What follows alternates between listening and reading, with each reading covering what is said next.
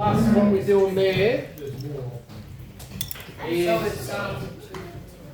I reckon we're probably cracking 270 something, maybe. I'm just looking at that. I reckon we'll get close to 200 meals today. Yeah, that's, wow. 200 meals we've popped out today. Oh, wow. I reckon close to 200. So, That's a large scale. That's, yeah. That's larger than some restaurant. Whoa. Am I correct? Yeah, for some, yes. Yeah. Wow. Yeah, that'd be more of like a, Well, we better listen up. upper area restaurants like Silver Service usually do about 200 meals a night. Wow. So, yeah, 200 Very meals tired. today. So, I'm going to be quick. And brief. Yeah, so we had extra chicken. We have some good partnership with the food bank, and I got some cheap chicken, and so my freezers were full. Give it out, hey? You've done well, Mike. So I don't think I've had much of a break today. Do you hear that chicken in the background? Yeah, I've been seeing it in my dreams. We missed out on one chicken. I've been seeing it in my dreams. Yeah. But to me, it's important that in the cost of living, petrol's gone up, everything's gone up, post-COVID, everything's gone up. And just being able to pump out meals, I think it might be basic, we can't fix everything, we can't do everything, but what we can do, we do. So, and that's with the help of a lot of volunteers, well, not a lot of volunteers, a few very good volunteers. So, well done everyone. I don't think we've ever done that much before. So I'm going to be brief today. I have been talking about security, purpose and worth, haven't I? And I put worth at the top. And if you were here last week, I gave out the whole the printout of the Maslow's hierarchy of needs and Fowler's faith developmental theory. Because like table talk is trying to do, like if you went to a Sunday service anywhere at a church, there's a lot of assumed things, you know. They assume you arrive on time, they assume that you wear your best clothes, or that you're quiet, or that you know the words in the songs, or when they start reading Bible passages and whatever, that you know what the heck they're talking about. It's a very foreign place to be. And for someone like myself, I wasn't brought up in the church. So every church I went to was weird. And every Christian I met was weird. Not bad, good, just... Nothing in that respect has changed. Never will. I think we're a unique, I count myself. I'm weird. Hang around with me for a day, you'll find out, hey? You can't Unique beat my creatures. weakness. No, no, Unique no. creatures, we are unique. We are. So, churches kind of do spirituality from the inside out.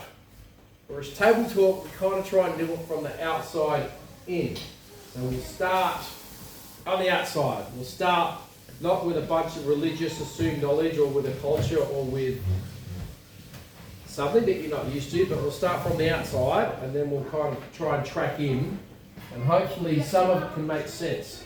Because it's hard for it to make sense if you only get a Sunday morning, and there's tons of Christians out there that their Christianity doesn't go that far from the outside. It goes like the inside going out. They don't get out very far. They don't get out in the world. They don't get out in their communities. They don't get out. Lots of them do. I'm not judging them. But we're going to go from the outside in. And I'm going to start. I want to talk about purpose tonight. Now, I've talked about purpose, and the other thing the word that I put up last week was vision. Well, having a dream. I mean, how many people can relate to that?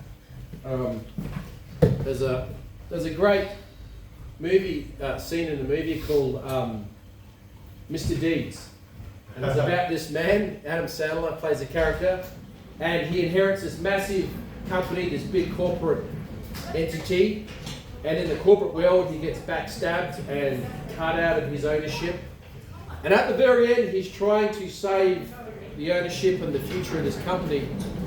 And he was among a bunch of rich,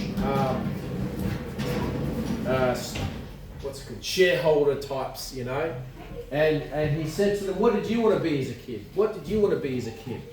And it's a comedy, so it's not that kind of realistic. It's funny, but he's trying to get them in touch with, this is what you wanted to be as a little kid. Look where you ended up. Like, you wanted to be an astronaut, or you wanted to be a vet, or you wanted to be a pilot, or a doctor, and now you're a cutthroat entrepreneur, business owner that's willing to throw people under the bus. And so dreams are very important, and they're very important to, and vision and purpose, it's very important to have, even as a kid. All right? And I want to say from the get-go, it's more important to have one than to have it right. That makes sense?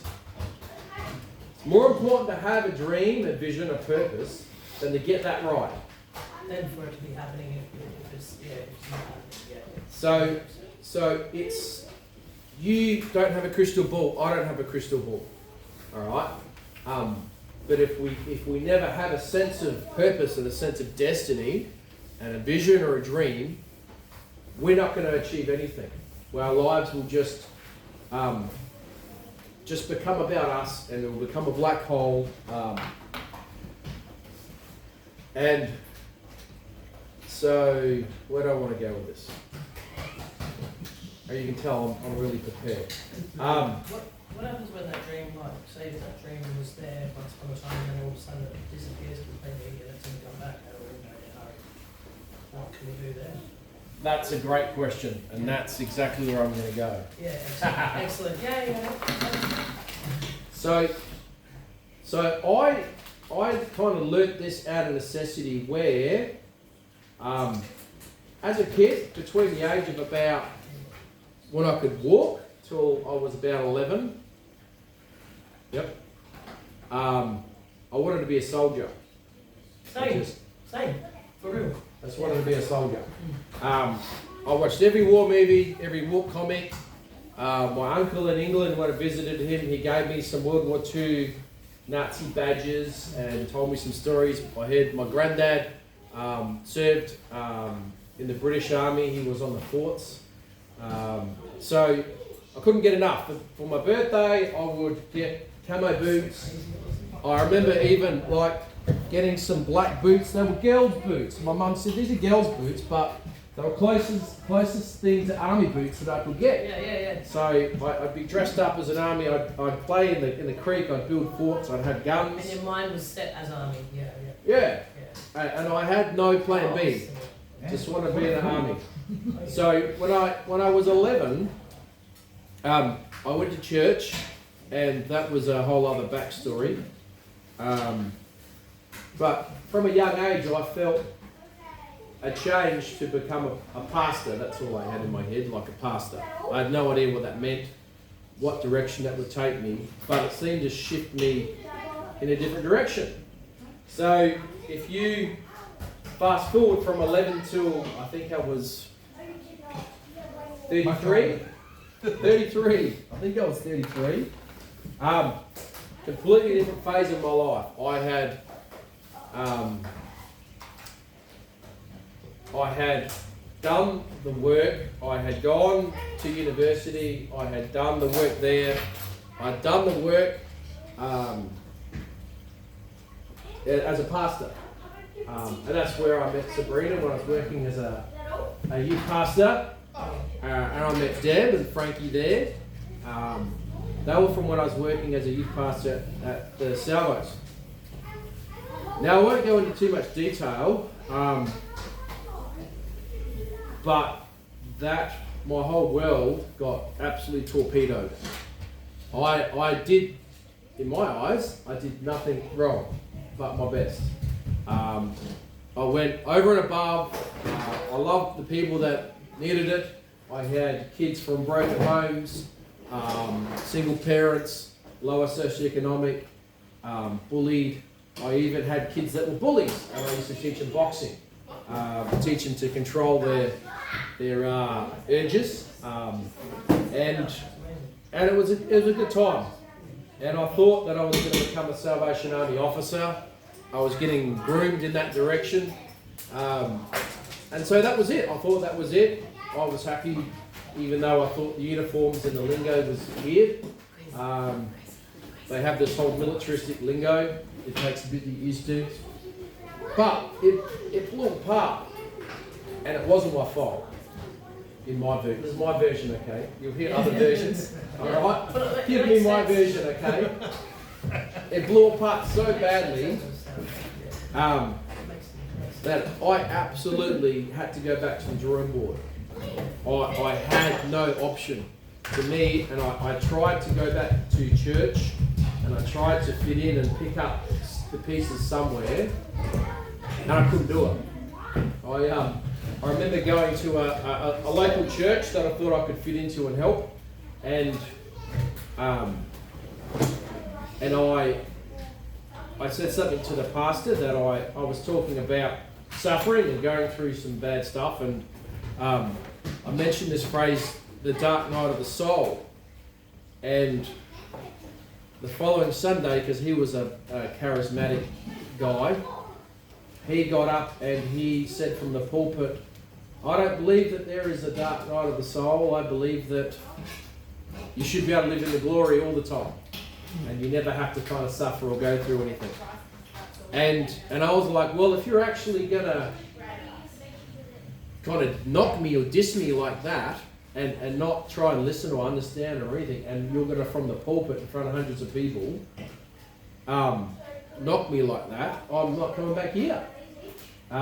So I went back to drawing board, and guess what my drawing board was? I had no idea what I was going to do. I was going to join the army.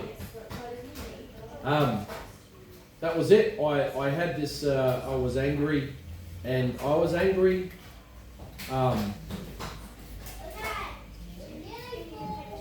To say I was angry is an understatement. But I wanted to direct it somewhere where I could make a difference. Like, I could make a difference here. But if you put me in a war zone and show me where the bad guy is, I'll do, that's what I wanted to do. That's all I knew to do. So, I was training. I went to join the reserves before, and I got knocked back because of some of my language was a bit individualistic. All right? That's one way to put it. How did that happen? They listen, like you get interviewed by psychologists. Yeah, I know this. I know, but how did they get you? Oh, so you had language about it. I had spent a lot of time with a former Special Forces soldier. See, I went through the same thing. I went through, similar. I'm not going to go into detail, but when you go for the IQ test, like that's what the part we're talking about. I did. I'm so grateful that I didn't get lippy or something in the interview. But as if like anyone would, like I don't see that. I don't understand how that even happened in the first place. You know what I'm saying?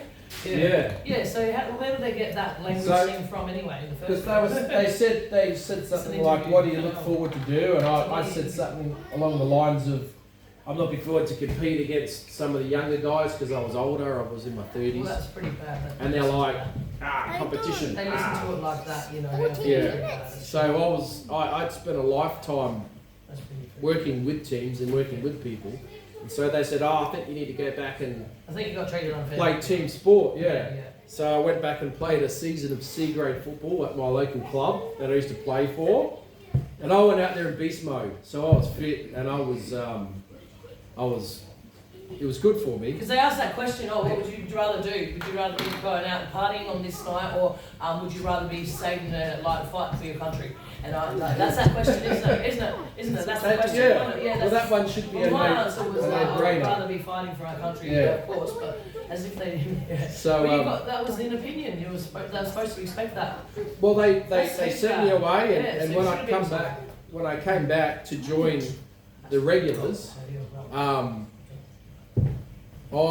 had a choice whether I joined the regulars. I said, "Nah, tick, tick, tick. You sweet, you're in, but you've got to sort out the access with your kids from my first marriage." So Blake, who you might have met, and Mia, and it was pretty much like I went to go and get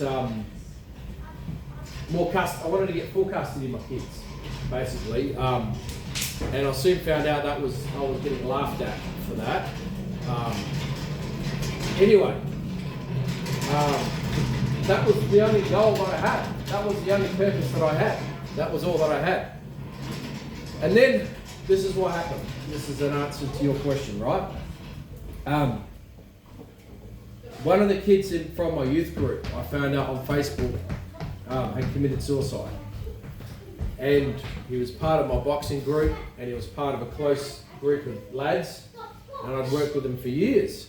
And I went to this funeral, and it was the second suicide funeral that I've ever been to. I don't know if you've ever gone to one. They are the worst. You ever been to a funeral with a suicide?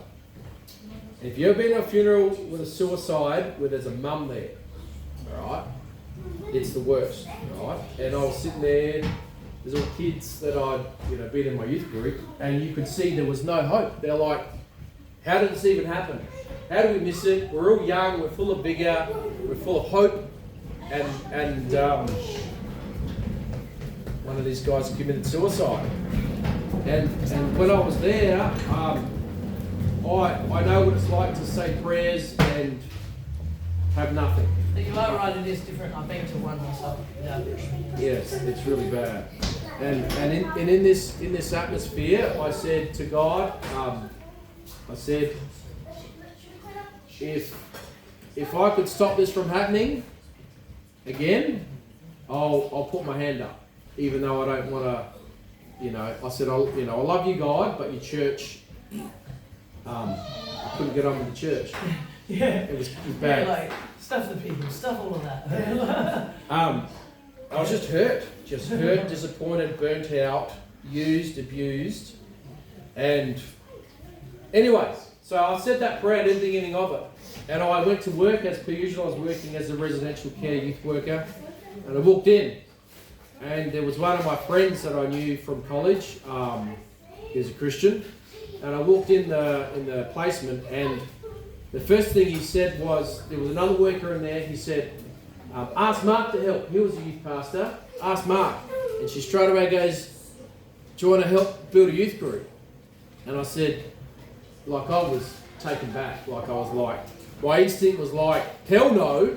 Like, do you even hell no. using me like that? Yeah. Like, and, using me already, blah, blah, blah. And, like, and it was you were feeling like that already, yeah. It was the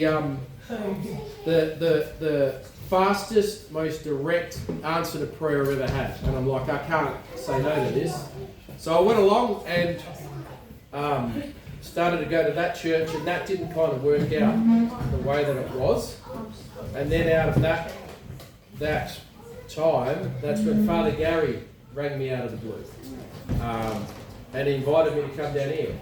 So, and I'd say the rest is history, but I'm going to give you guys a bit of a pattern, because we talk about patterns, energy, and nature. They're the three things I try and talk in. That's the three things I try and drill into people. So, when we start out, our vision, or our dream, or whatever it is,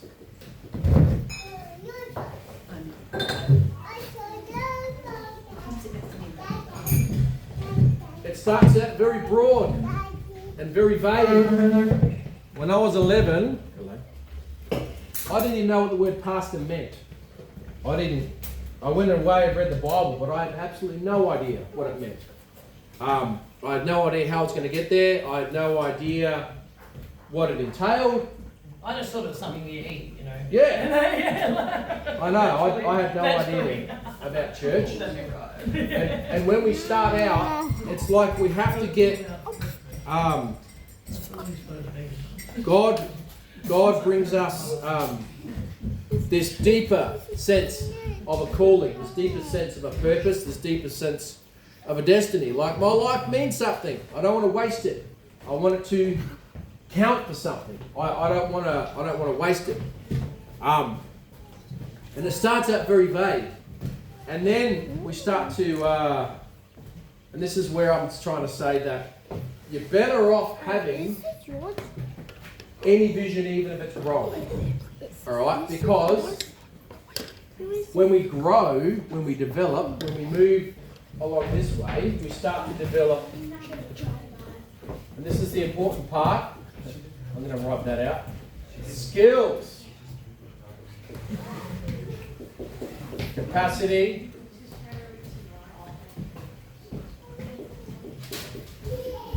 and competence.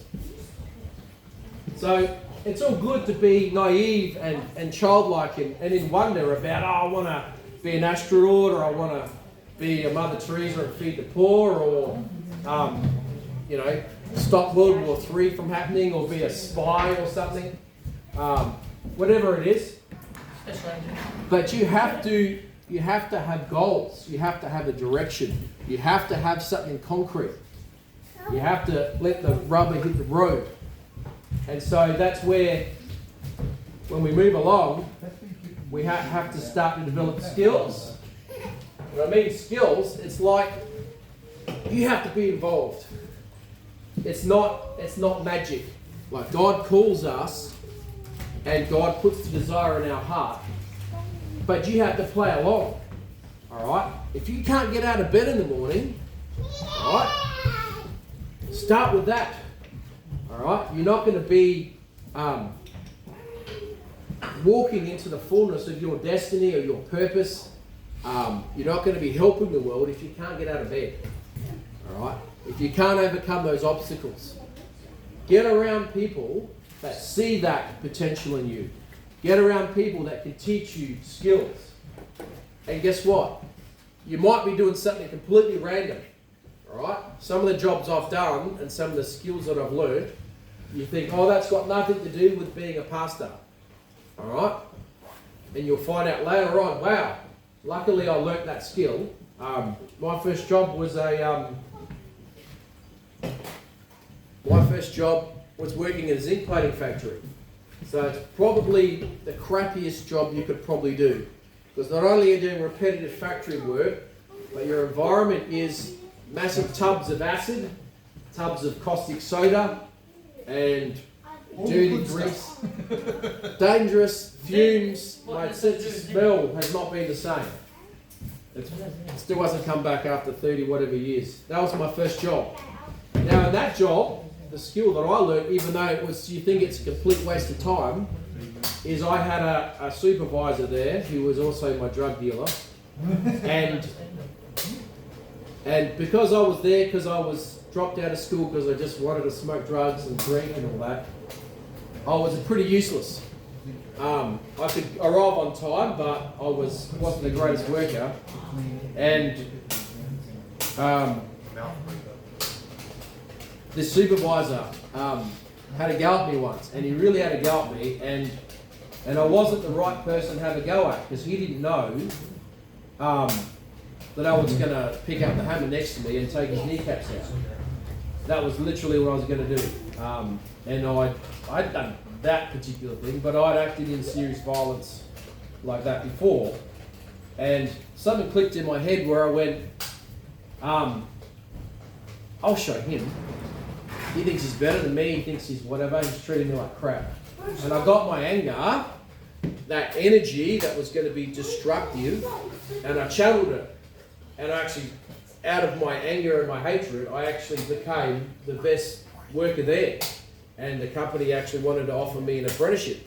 So my skill was, and you wouldn't think you'd learn it, but it's so important in what I'm doing now, is that you get people that rub you up the wrong way. Hey Keith. And you You get people let you down. You get people lie to you. You get people annoy you. You get people to abuse you. And I learned to take all that reactionary energy and to channel it into something constructive, not destructive. Tossing the guy in the acid, that would have been pretty constructive. Defying the obvious, defying the usual, defying that, he was just overcoming everything. I've sort of blown my That's vision. really amazing. I've could have blown it multiple times, and I nearly did. Multiple times. So capacity is your ability to take on tasks and responsibilities with accountability and have the right energy and motivation to maintain it. All right. Now none of us start off already popping out of our mother's womb. I'll say womb. Fully formed. We have to develop. We have to develop a capacity. All right. I've got a question about this. Where babies come from? Talk to me later. That was good. That literally did break the bloody bubble. Like, broke the seriousness. I love it. Okay.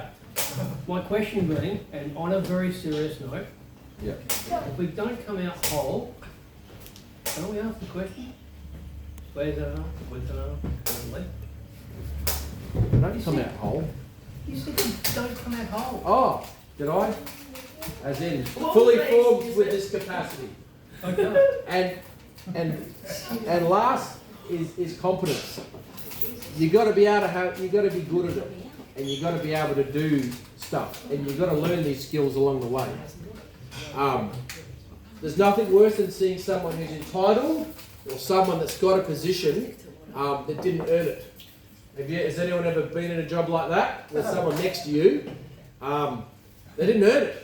They walked right in with the red carpet rolled out for them, and man, it affects you. It annoys you. It messes you up mentally. Oh yeah, when you've got someone entitled, And they're not getting all of what they most deserve. Yeah. they didn't deserve it. Yeah, they didn't work for it. Yeah. So I've written these three words: individual, corporate, and universal.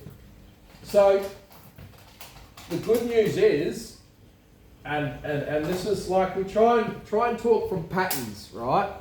So if you think about the patterns where we talk about the prodigal son, the older brother, and the father, think about it like this.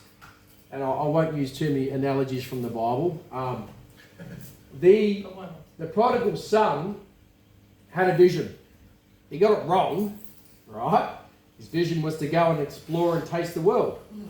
Wound up on his face. The older brother hung around. The older brother worked the family business. The older brother developed the skills and the capacity and the confidence. Right? We have to move towards that. If you just stick in your own little world as an individual, all right, it's miserable. Hell is full of individuals, all right? Now, we actually have a big problem kind of in the West, I think, deeply, where somewhere along the lines we embrace this myth of, have you ever heard of the myth of the rugged individual? You've never heard of that?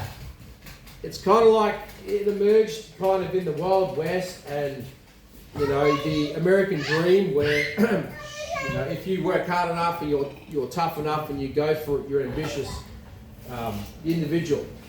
And we live in a society now in the West that's very focused on individualism. All right? I don't know if you've noticed a bit of a pattern, but how many of you can think of singers, right, that have had top hits in the past 10 years? How many of them have been part of a band? Well, not many, yeah. Remember back in the 50s? Remember in the 60s? It's all about bands. The yeah. 70s? Togetherness together. It was a group. Yeah. Yeah? Right? So, there's a... where do I go? There's a pattern as well. Tom There's a pattern. Jones. There's a pattern. Sorry? Elvis, Tom Jones. Yeah, individuals, but I'm just not saying. Not a corporate group That- as what you suggest. Yeah. Slade, the world of celebrity tries to focus on the myth of the individual, right? It tries to glorify the one person. It never actually acknowledges systems and cooperation. And I'm going to write them up here. There's a pattern there too. Yeah. And the other one that I was going to cooperation, and this is an important one. This is what they wanted me to learn in the army, I guess. Playing football, interpersonal skills. Yeah.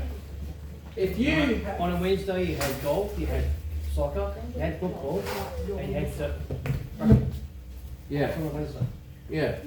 If you look at the way kids are raised now, the kids are raised like this, either with two thumbs or one thumb. They're getting away with everything because they're not allowed to be hit. Yeah. Yeah. So we have a world that just focuses on the individual as the end state. You know what I mean? And the end state is to have a sense of God, a sense of purpose, a dream for something, even if it's wrong, even if it changes, to move along and get into this corporate area, this place where we can grow skills, get competence, understand systems, learn how to cooperate, develop these interpersonal skills. I couldn't talk to save my life. I used to, when I was younger, I had an anxiety kind of, I won't say disorder because I wasn't diagnosed, but I struggled to even talk. That's how bad my anxiety was. And the first time I ever spoke publicly, at the age of 17, I think, I was that scared I couldn't even look at the crowd. I paced up and down and looked at the microphone and talked. I couldn't even look. All right. That's called a coping. Yeah, it is. It exactly is. So the end goal, and this is, you see how it gets narrower, and then the end goal is to be a person that, and so I'm going to put up here the prodigal, the older brother,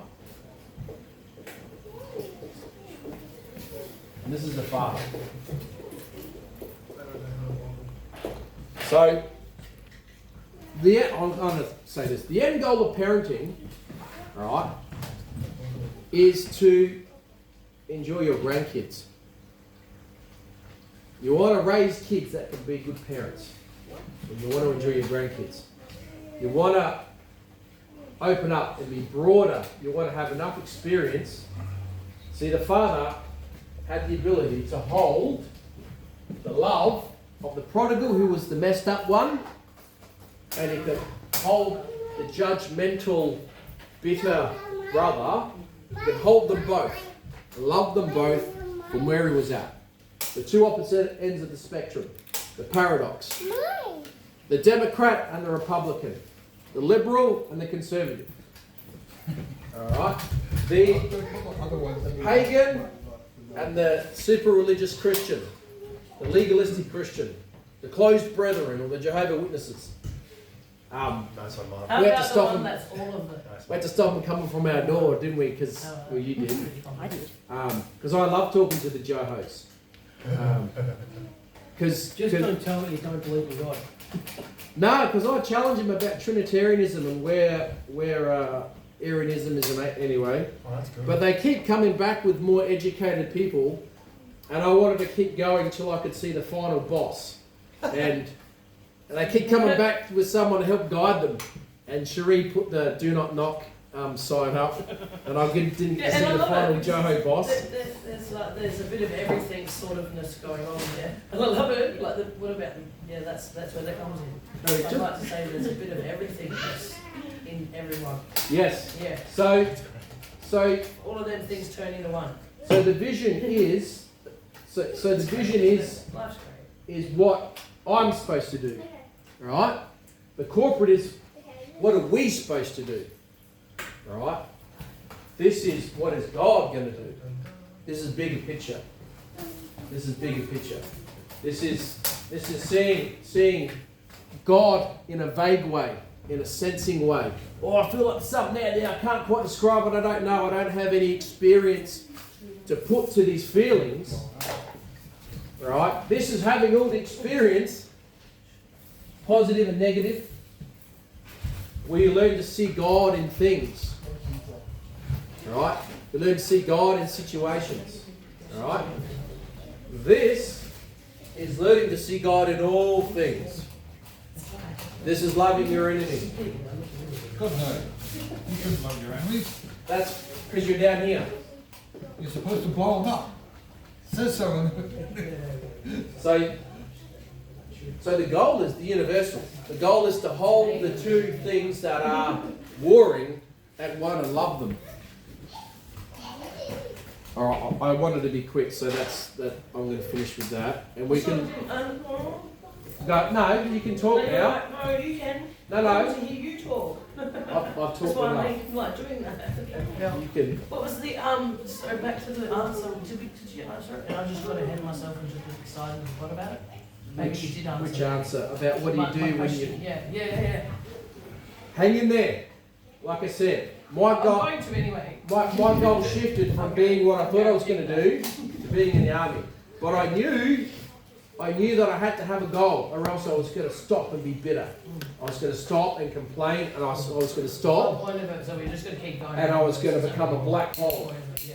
All right. Even though I had so much anger and rage and injustice and everything, I channeled it. I was like, oh, what can I do to be positive? Just give what you give in it. So your point is? Yeah, well, I hit the gym. I started to measure my fitness and all that, and yeah. So just because you get diverted, keep your goals. And this is where we, at the start, have some goals and have some small measurable goals. Alright? If it's too big, like how do you eat an elephant? Yeah, you give them our buddies time. One bite at a time. One day at a time. One moment at a time. And this is what all this putting all those feelings and drives and sense of destiny into practice and concrete things. So small goals. And even if they change, who cares? It's like, what's the saying? You're better off aiming for the moon. Was it? If you aim for the stars, even if you miss, aim for the moon. Even if you miss, you'll end up in the stars. Oh, that's beautiful. Oh, yeah, I think you said that's it right. really cool. Google it I like if we got that wrong. No, I don't want to Google it. It was better without Google for a change. Yeah, it was better hearing it without Google for a change. There you go. Everything is Google. There you go. Yeah, So, get yeah. fact checked. Yeah, how much I turn to Google. Oh God, it's unbelievable. So, Daniel.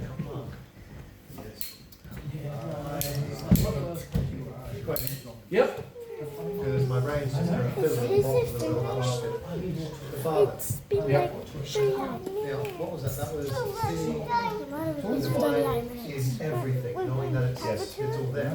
Yes. Now, the fact that you so graciously brought a pagan Christian up. Yeah. It's fantastic. Now, you and I have had many conversations, obviously individual conversations outside of here, and fantastic conversations. One where you and I have religiously found common ground, where we both found that regardless of believing in Jesus Christ and God and me having my pagan beliefs, we're not too different in the fact that we both seem to be at that end of the scale. Mm-hmm. You see God within everything, a grain of sand, your fellow man, your fellow woman, children, everything. And I see what I will use as just a blanket term, the divine, in the exact same aspect. Yeah. Would it still be possible for both of us to attain enlightenment in the spiritual respect, regardless of having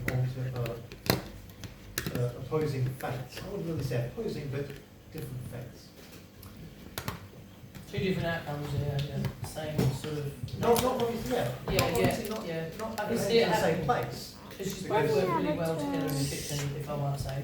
So yeah, it's both of so two different people, like two both kind people do the same thing. So Does that answer that? yeah, It doesn't answer it at all. It just asks.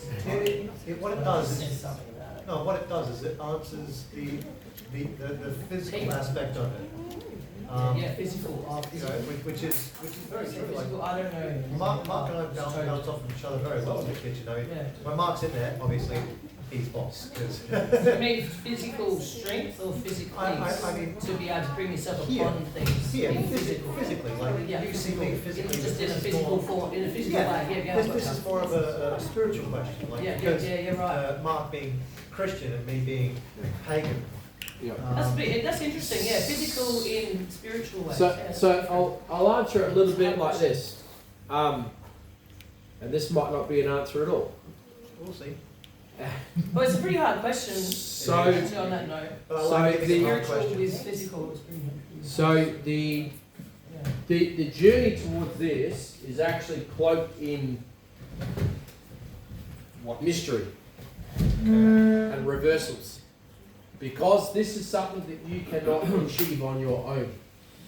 Okay, if you look at one of the greatest patterns There's something else. of this is the story of Joseph.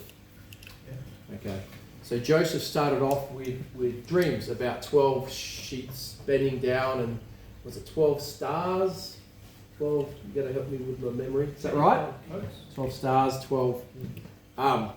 So he had this dream, but it was vague, it was very strong, but he also had no idea what it meant or how it would unpack, other than he felt chosen.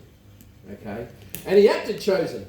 So when he got his beautiful Technicolor dream coat and got the cushy life that his older brothers didn't enjoy, they got jealous and they sold him into slavery. So you can see he's sold into slavery, and his first job is in Potiphar's house. Okay, so this is where he goes from vague individual outlook into concrete skills. All right, and you'll find that this is the big one. This is the long journey. This middle one. So the way that he triggered into the universal was he got falsely accused of trying to, no, the wife, Potiphar's wife, tried to seduce him, and he said, "Away from me, devil woman," and he got thrown in prison. She accused him of sexual impropriety, got him thrown in prison. So he's learning injustice. He's learning how to handle, hang on, what happens when, God, you called me to do this, and guess what? You've set me up. You've deserted me. I'm in the worst possible place. I'm in prison. All right? So this is all that dark formation. Yeah. You never get this stuff really disclosed. You get it alluded to. All right? So in that place in prison, he has a dream. He's in prison with the cupbearer and the baker. And I haven't read this for a long time, but so if I get it a bit wrong, forgive me. He has a dream that that one of them, I think, will be set free and the other will be killed. Am I correct? Cupbearer set free. Yep. And the baker got necked. Yep. So he thought that dream was the prison opening for him. All right. He thought that once the cupbearer, which was a significant position of influence with the Pharaoh, with the ruler, would get him out. That he'd be grateful. He'd remember, Joseph in prison was my homie, right? Forgot about him, left him for dead, got back into the high life or whatever he was, this position of power, until the nation of Egypt hit the wall, and they had the Pharaoh had a troubling dream, and he had the 7 skinny cows and the 7 whatever, And no one could interpret the dream, but the Pharaoh knew it was dark and he needed to know. And that's when the cupbearer called for Joseph. And Joseph came out, interpreted the dream, and all those skills and capacities and competences and all these things that he learnt in the darkness that had no meaning. It started out vague and it started out, wow, look at me everybody. And then it went to the lowest point. Then he had that ability to save the nation. And it actually flipped the whole destiny of his nation, his people, because they came back and they enjoyed that favour, and then they grew as a nation in Egypt. So there's that sense of destiny where you start out, yes, your dream or your vision was real. But guess what? It was vague. Guess what? You were going to go through a journey. And yeah, I was going to say another story, but I'm going to leave it there. So it's about the journey, and having what most people argue about is interpreting reality or experience, like labels, right? I would say focus on the experience itself. Focus on If thankful it's happening in the first place? Yeah. Rather than the other? Yeah. Like, you don't always need to explain it. And most of the time, if you're ever going to really go on this journey, you're not going to be able to. There'll be a point where you can't explain it. And if you try to, you're going to sound like a crazy person. And I'm forever learning this, like from some things I'm forever learning. So it's one of those. Me? And the spirit thing going with that. So could you. There you go. Cut it. See, I must admit, I've met many different other religious people in my life. You've got to probably be the very first person I've met who's, it maybe not intentionally, but kind of not brutally poked or prodded at my theology and faith, but has made me want to delve deeper into theology, to be able to actively have much more deeper conversations. Because I do know for a fact, I just have to look into the books a little bit more, that there are a few stories within pagan theology, which might be different words, but it's the same story, it's the same meaning as Joseph and such like that. The similarities are uncanny, and I believe you and I have had conversations where I've actually turned to you and said, I don't believe that the monotheistic and polytheistic faiths are actually, honestly, different at all. I am a very firm believer, once again, you called me pantheist. Yeah. And I believe very strongly that, and I've said this to you, the divine comes to the person in the form that it's meant to. For Christians, it comes in the form of Jesus Christ and God. For us pagans, it could come in the form of the mother goddess, or maybe any of the Greek, Norse, Celtic gods and goddesses. Have you ever heard of a movie and a book called The Shack? The Shack. Yeah. The Shack. No. I'll bring it in. Well, wait, book or movie? Both, but I would recommend the movie. It's much easier to get through. Shut up out of it. So I'm not going to go into too much of the storyline, other than this gentleman has an ordeal, Yeah. and when God reveals Himself to him, he meets God at a shack, right? Basically, that's a way. in the shack.